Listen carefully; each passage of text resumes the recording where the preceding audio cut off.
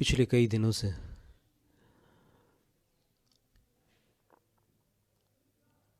योग, स्वास्थ्य, भक्ति, ध्यान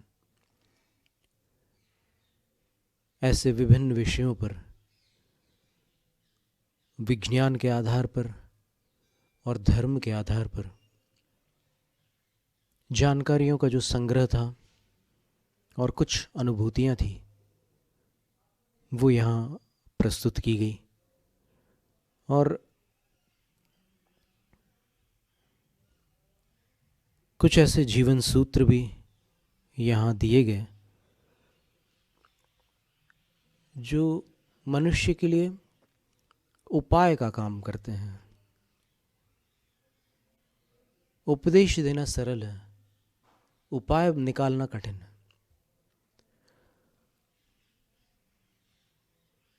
चलो अभी आज यहाँ तक अपन पहुँचे हैं।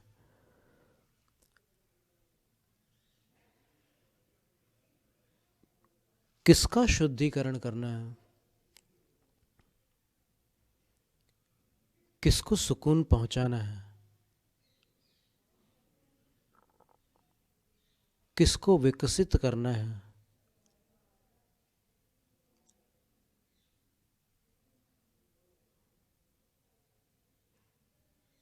ये एक सवाल, एक गंभीर सवाल है जिसको थोड़ा सा हमने बीच में एक बार छुआ था।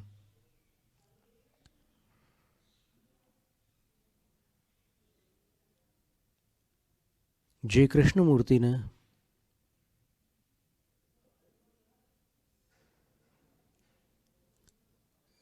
एक बार कहा था कि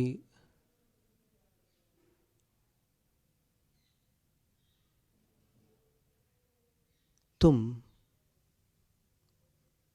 एक अपार ऊर्जा की भंवर हो,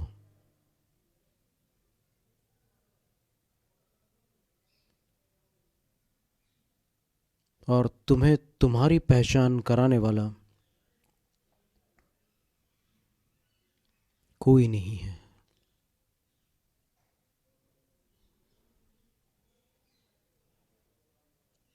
जिस दिन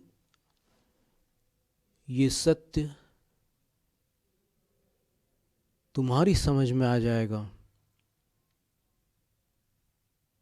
उस दिन तुम सहारे ढूंढना बंद कर दोगे और तुम्हें अपने परिचय की हल्की सी खुशबू आना शुरू हो जाएगी। वास्तव में जितने भी आत्मज्ञानी हैं, जितने भी ब्रह्मज्ञानी हैं, जितने भी अनुभवी हैं, वो किसी को अनुभव करा नहीं सकते।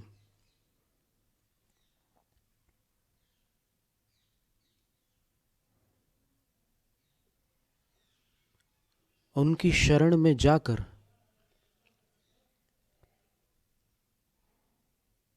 किसी असाधारण प्रज्ञा के कारण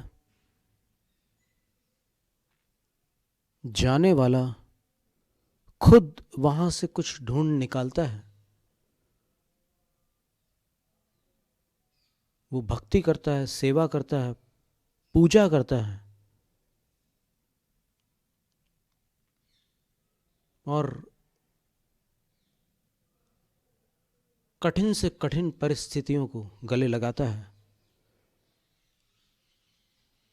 लेकिन उस अनुभवी को छोड़ता नहीं है।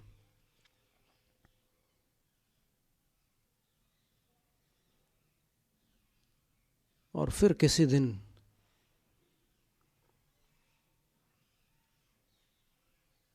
उनकी वाणी प्रकट होती है और वो कुछ बताते हैं। कोई ऐसी बात भी बताते हैं जो इसने पहले दूसरों के मुख से सुनी होती है, पर अब की बार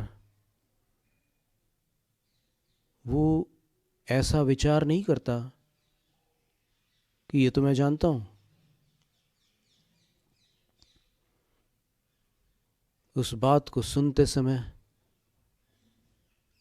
वो अभूतपूर्व महसूस करता है। उसको लगता है कि ये अश्रुतपूर्व, अभूतपूर्व कोई अनोखी बात है। उसका कारण है, इस पर थोड़ा सावधान होकर के चित्त को एकाग्र करके ध्यान देना।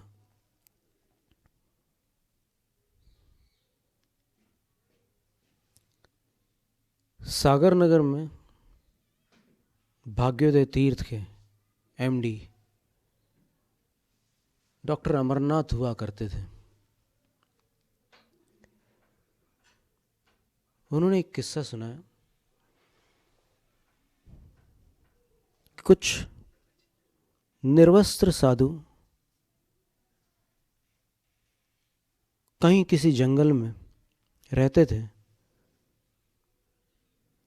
तपस्या करते थे और उनको जितनी जानकारी थी उस हिसाब से अपनी साधना करते थे। एक बार कोई विद्वान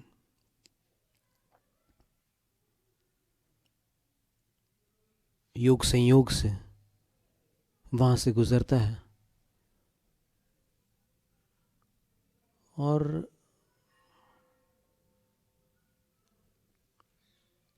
उनकी चेष्टाओं को देखता है।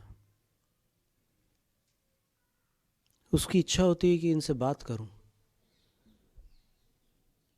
और इनकी कुछ बातें मैं भी सुनूं, इनके कैसे क्या विचार है। तो बात करने पर ऐसा लगता है विद्वान को कि ये तो बिल्कुल अनपढ़ है। तो विद्वान उनसे पूछता है कि आप लोगों को पढ़ने की इच्छा नहीं होती? वो कहते हैं कि हमें तो कोई इच्छा ही नहीं होती।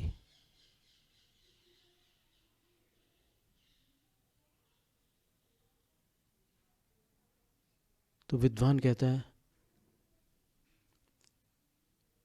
कि ज्ञान बहुत आवश्यक होता है जीवन में। तो उनमें से एक साधु जो थोड़े से भोले थे,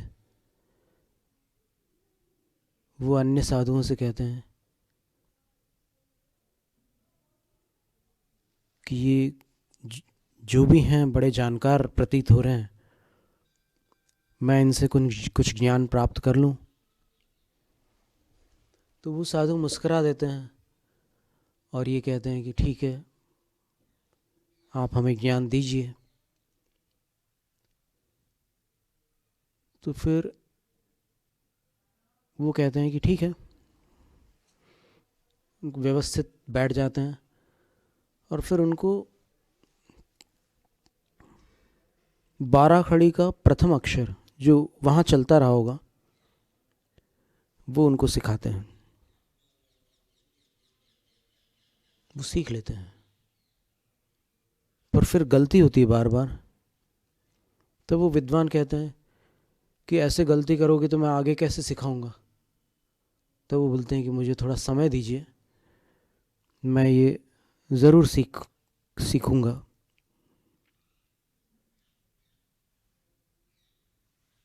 और सीखने के बाद फिर आपसे और आगे का सीखूंगा।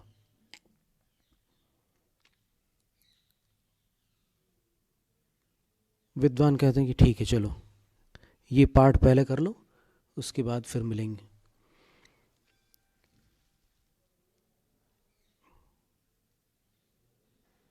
एक साल हो जाता है, मिलन नहीं। 2 साल हो जाता है, कोई मिलन नहीं। 5 वर्ष हो जाते हैं तो भी मिलना नहीं होता। विद्वान सोचते हैं कि अरे क्या सीखेगा।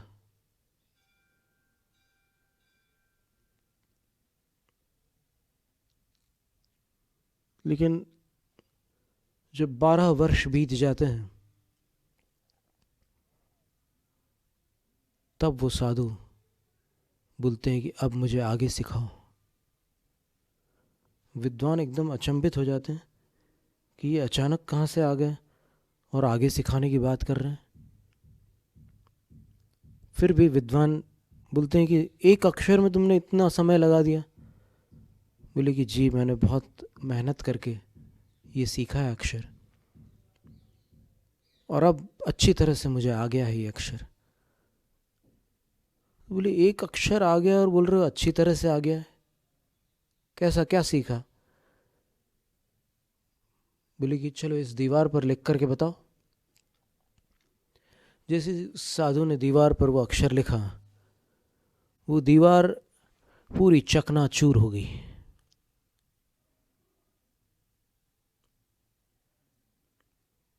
और वो अक्षर ऐसा चमकता हुआ दिख रहा था। दीवार के तो पूरे टुकड़े टुकड़े हो चुके थे, अंदर की जितनी चट्टानें थी, जितने ईंटें थी, जो भी था वो बिल्कुल मलबा बन चुका था, और वो अक्षर जगमगा रहा था।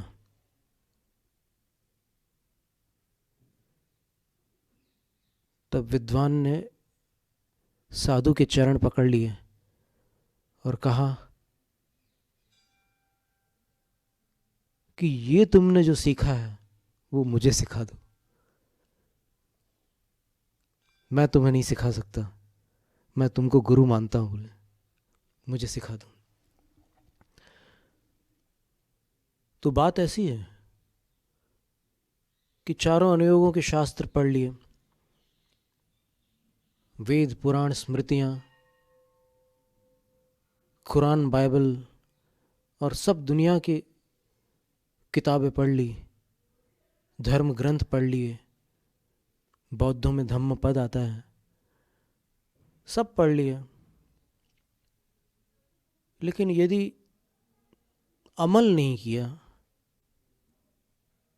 यदि वो ज्ञान दिमाग तक सीमित रह गया, हृदय तक न जा सका, तो फिर वो ज्ञान भार बन जाता है, अभिमान का कारण बन जाता है। और इतने सारे ग्रंथों को पढ़ने वाले लोग भले मंगलाचरण भूल जाए, लेकिन अभिमान करते हैं कि हम इतने सारे ग्रंथ पढ़ चुके हैं। और ये अभिमान ही ब्रह्म ज्ञान में सबसे बड़ा बाधक तत्व होता है। इसलिए सबसे पहले हीरो बनने से पहले अपने आप को ज़ीरो बनाना ज़रूरी है। जो ज़ीरो बनना नहीं जानता वो कभी हीरो नहीं बन सकता। रियल हीरो की बात कर रहे हैं हम, फिल्मी हीरो की बात नहीं कर रहे हैं।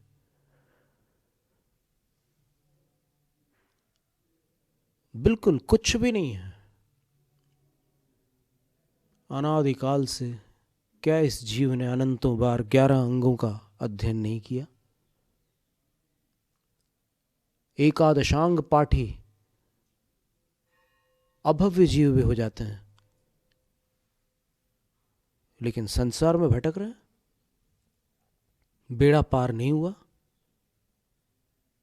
आत्म कल्याण नहीं कर पाए, क्योंकि ये पता ही नहीं है कि आत्मा क्या है और कल्याण क्या है। आत्म कल्याण मुख से उच्चारित करने लोग बहुत सरल है, ऐसा शब्द है, आत्मन कल्याणम आत्म कल्याणम व्याकरण से बना दिया, और आत्म कल्याण रटने लग गए।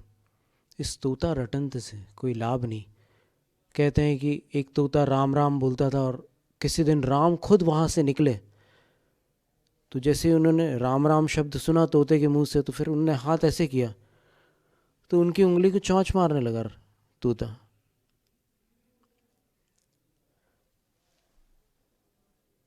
जो राम को नहीं जानता और राम का नाम लेता है,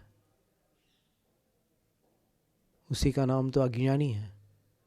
उसी प्रकार जो आत्मा को नहीं जानता और आत्मा की बात करता है, उसी का नाम तो अज्ञानी है। आत्मा के बारे में जानना बहुत सरल है। ज्ञानार्णव ग्रंथ में लिखा है कि क्या ऐसे करोड़ों विद्वान नहीं हैं जो सभा को मंत्र मुग्ध कर डालते हैं और लंबी चौड़ी व्याख्याएं करके अपनी विद्वत्ता प्रकट करते हुए लोगों को दांतों तले उंगली दबवा देते हैं।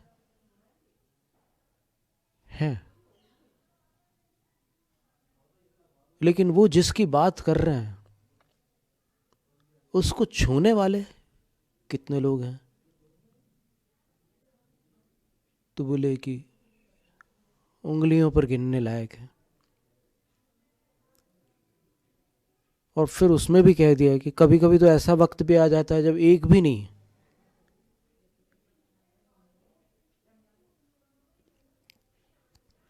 जानकारी सबको है कि आग जलाती है,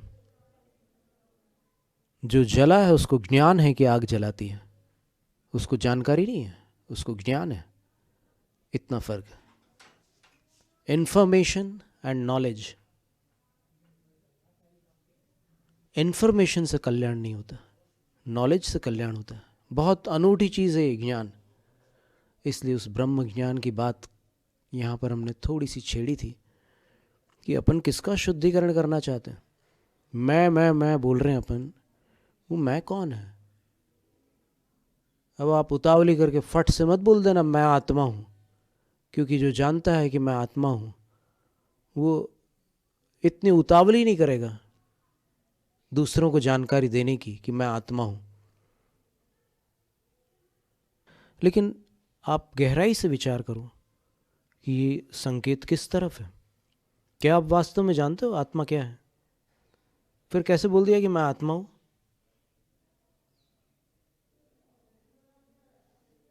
शांत हो जाओ। नहीं जानते तो जान सकते हो अगर रास्ता खोलो तो। और अगर इसमें आप बुरा मान लो, कोई कह रहा है कि नहीं जानते तुम आत्मा को, और आप बुरा मान लो, बुरा मानना इस बात का प्रमाण है कि नहीं जानते। जानने वाले को अगर कोई कह दे कि तुम आत्मा को नहीं जानते, तो या तो उसको मंद मुस्कान आ जाएगी, या उसको लगेगा कि वो नहीं जानता कि मैं नहीं जानता या जानता हूं। कुछ नहीं होगा, कोई फर्क नहीं पड़ेगा। किसी के बोलने से होता है क्या? अगर किसी ने किसी की निंदा कर दी तो वो बुरा हो गया, किसी ने किसी की प्रशंसा कर दी तो भला हो गया। जिसको दुनिया भगवान के रूप में पूज रही है वो शैतान हो सकता है, और जिसको दुनिया शैतान समझ रही है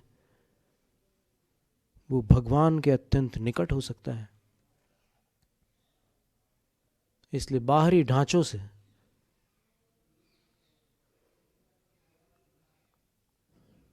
बहुत ज्यादा नहीं जाना जा सकता। तो वो है क्या चीज? वो कौन है? आप जिसको मैं कह रहे हैं, क्या वो आत्मा है? मैं आत्मा हूं ये तो ठीक है, किसी दृष्टि से इसमें गलती नहीं है। लेकिन आप जिसको मैं समझ रहे हैं, क्या वो मैं आत्मा है? आप किसको कह रहे हो आत्मा? आप ये बताइए मैं क्या है? आप मैं शब्द से किसको ग्रहण कर रहे हैं?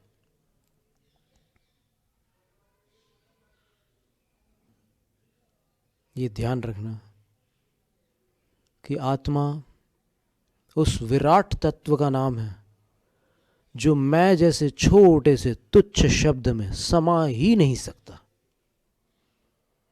इसलिए जो आत्मज्ञानी होता है वो बोल नहीं सकता कि आत्मा क्या है, और जो बोलता है